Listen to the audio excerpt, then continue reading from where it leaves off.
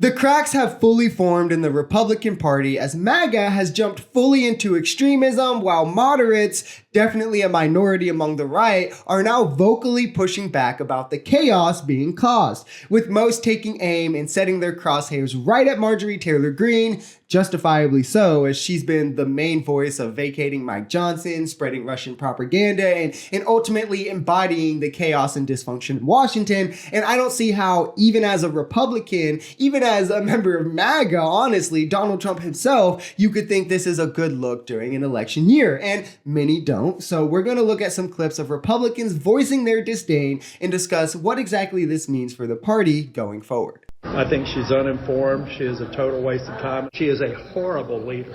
She is dragging our brand down.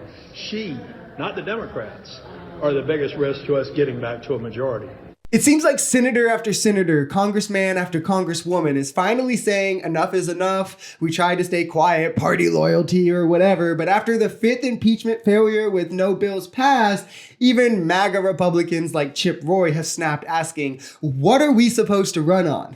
Because even when they are concerned about their inaction, it's only because of their political career, not because of the well-being of the American people. But to hear them at least admitting it out loud has to be pretty, or it shows the dysfunction. And it's pretty refreshing to at least hear them voice that. I want my Republican colleagues to give me one thing, that I can go campaign on and say we did. Moving on next is Speaker of the House Mike Johnson on Fox News, not naming names, refusing to name names, but clearly stating, yeah, it's Marjorie keeping us from being able to do anything. But it's very difficult when very individualistic, individual-minded Republicans don't want to move together as a bloc. So we're Who's moving. that, Marjorie Taylor Greene? I'm not going to name any names, Jesse. You know who they are. You have nightmares about her? No, I don't. I don't think about her at all. Listen. At the end of the day, it's important to remember Mike Johnson isn't much different than Marjorie and also did everything in his power to obstruct legislation as well. Don't forget how quickly he turned foot on the border bill the second Trump said, hey,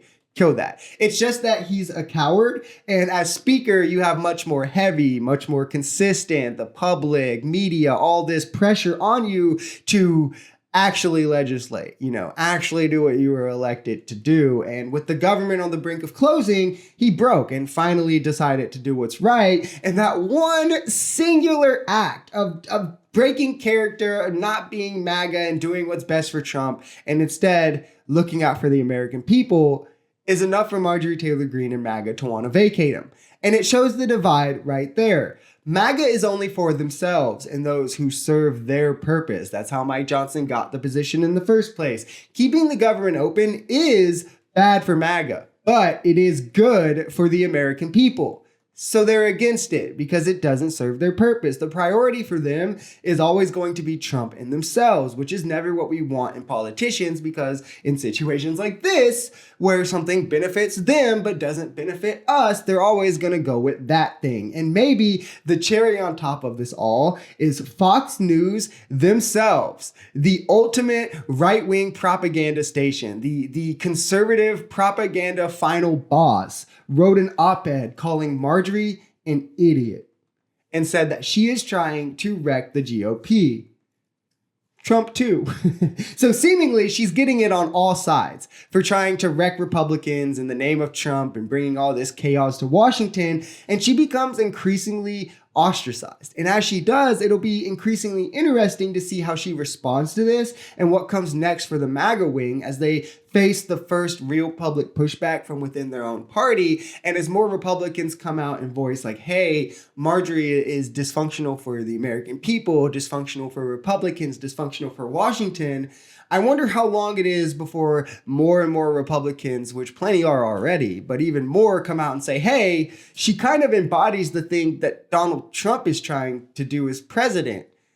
Maybe we should be against him too. If you enjoyed this video, we're Social Society. We're a commentary channel influenced by politics, society, and the economy. We are pretty left-leaning on this channel, but we're open to our right-wingers as well. The biggest thing here is having conversations that get everyone to the bottom of the truth. If that sounds like something that could interest you, consider smashing that subscribe button, leaving us a like, or even commenting on this video. We even have memberships available as low as $3 if you'd like to support, because the only way we become a society is together.